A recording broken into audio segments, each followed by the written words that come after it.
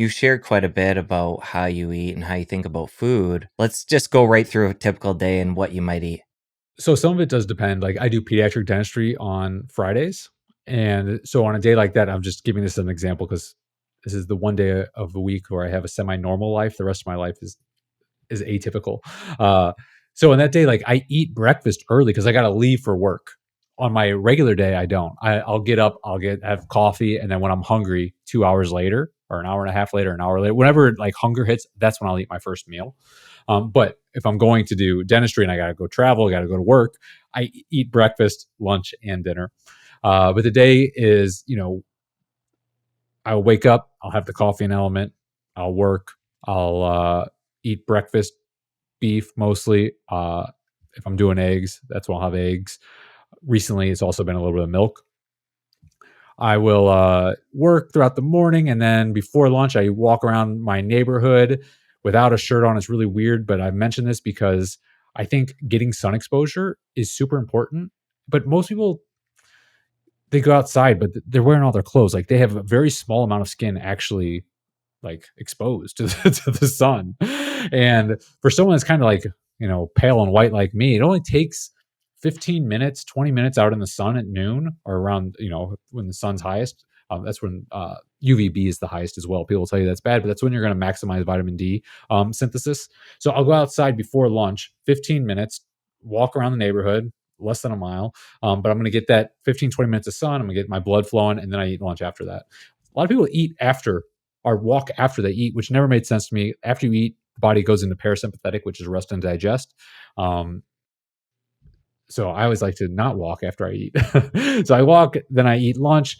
Uh, be, the most typical thing is beef 3 times a day. So mostly beef for lunch. I'll work out before dinner, which will be at the gym. I do kind of standard resistance training, dinner, beef, and I'm just trying to think if I'm leaving anything out. Some of the details around the meals would be recently it's been a little bit of milk with each meal, but that's, kind of temporary. Eggs usually only with breakfast, not with other meals.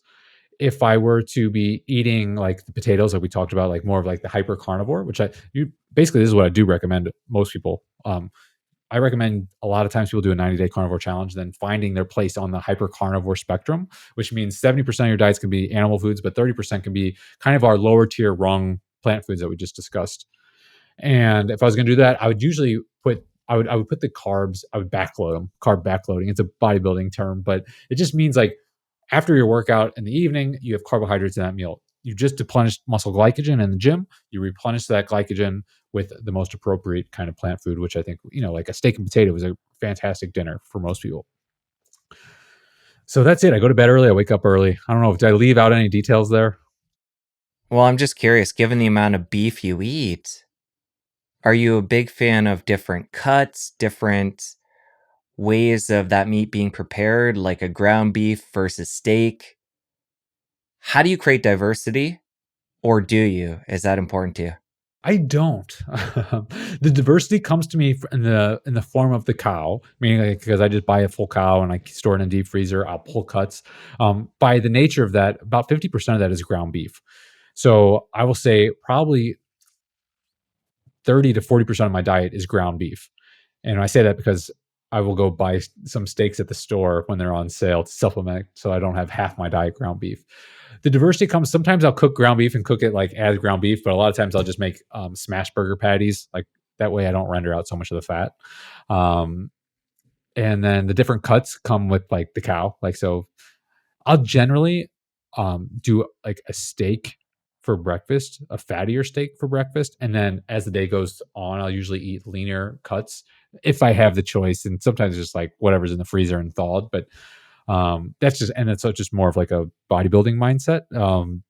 Fat and protein in the morning, and that's really going to sustain me throughout the day. And as I get later into the day, I don't need as much fat because I have less day that I'm even trying to get through. If that makes sense, the fat meal at the beginning is kind of like putting the logs down on the fire, and I need fewer logs as the day is running out. But yeah, I don't really cook. The cooking, like I mentioned, is just all stovetop sears.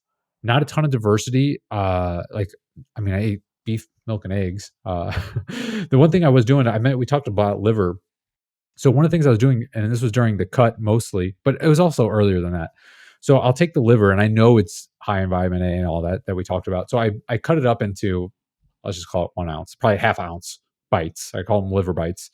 Cut them up, and I store them in the freezer, and I would have a liver bite in the morning each meal. So I don't eat a pound of liver with one meal. I'll spread it out throughout the month. And I definitely did that during the cut because one of the things when I'm eating less food, it's by nature less nutrients. And so I was like, I'll have more liver during this time to kind of increase the nutrient load, if you will. So I definitely did that during the cut. But like I mentioned, I'm probably be weaning liver out of the diet now. Uh, but yeah, not a lot of diversity. I know it sounds boring, but I look forward to all my meals. I enjoy all my meals. I have no like cravings of things that are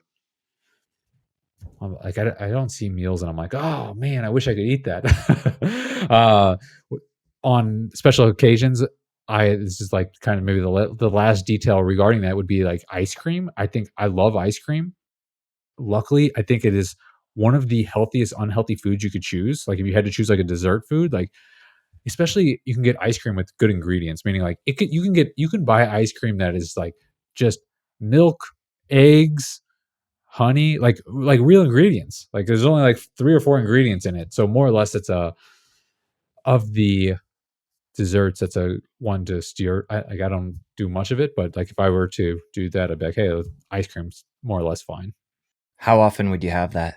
It's usually dictated in social circumstances. Like when I'm by myself into my own devices, I'll never buy this stuff. But if you know, if there's a special occasion and I'm tasked to go buy something, maybe I'll buy something with like the better ingredients so I can partake. In the liver, you mentioned little pieces frozen. When you consume that, are you putting it on the pan with whatever you're cooking and cooking it? Are you thawing it and eating it raw? Do you eat it frozen? What do you do there? Frozen, frozen. Just eat it frozen. I actually do the same thing with the heart. Uh, like we talked about, like the liver, the heart. These are kind of like nutrient packed and different nutrient profiles. So instead of just eating like a whole cow heart in one meal or in one day or whatever, I do the same thing with the heart. I'll cut it up, make heart bites, and I eat them frozen, raw and frozen. I know it sounds kind of weird, but it doesn't taste bad or anything like that. What about barbecuing? Do you grill it all, or it sounds like the majority is on a pan in the house, but do you mix it up with that? My grill broke a few years ago, and I don't miss it at all. So, so I have not grilled much lately. Uh, I'm not against grilling. Like my parents, well, I'll go over there with my brothers, and we'll have Sunday dinners occasionally, and they'll grill. No problem with grilling. The only thing I would mention about grilling, if people like grilling, is that's great. I don't worry about people worry about various carcinogens from grilling meat. I wouldn't eat char meat on purpose all the time. Definitely wouldn't do that. I wouldn't try and char stuff. But I also wouldn't worry about the carcinogens from grilling your steak either. So when it comes to that smashed burger you talked about, you would just put butter in the pan, ground beef, kind of form it into a patty, maybe add a bit of sea salt, and that's it? So I will. I make a little ball, right? So I'll take the ground beef package, make little balls, put them in the pan, smash them down with a silicone spatula. Sometimes you put butter in the pan, but sometimes you don't. You don't even need that. Uh, and I smash it, flip it, smash it. I try not to smash it after it's kind of heated up, or you're just going to render more and more fat out. So if you want to render the fat out, that's it. That smash it more. If you don't smash it as much. Yeah, and the reason I kind of like the smash burgers is I'll even eat those pretty darn. People would say raw, but I say rare. But it cooks. You're done in like no time. And just to get an idea how much beef you'd eat in a serving, would you eat basically a whole package of a typical size serving of ground beef for, say, breakfast, lunch, and then dinner if you're going to have 3 meals of that? So it depends on if I'm doing anything weird with like bulking or cutting physique wise, and it depends if I'm eating eggs or anything else with it. But just left to my own devices and red meat, I would go to basically about 1 pound 3 times a day. That's kind of like my sweet spot of just if I'm doing just a beef day. If you enjoyed that clip, you're going to want to head over here and catch a full episode. I'll see you over there.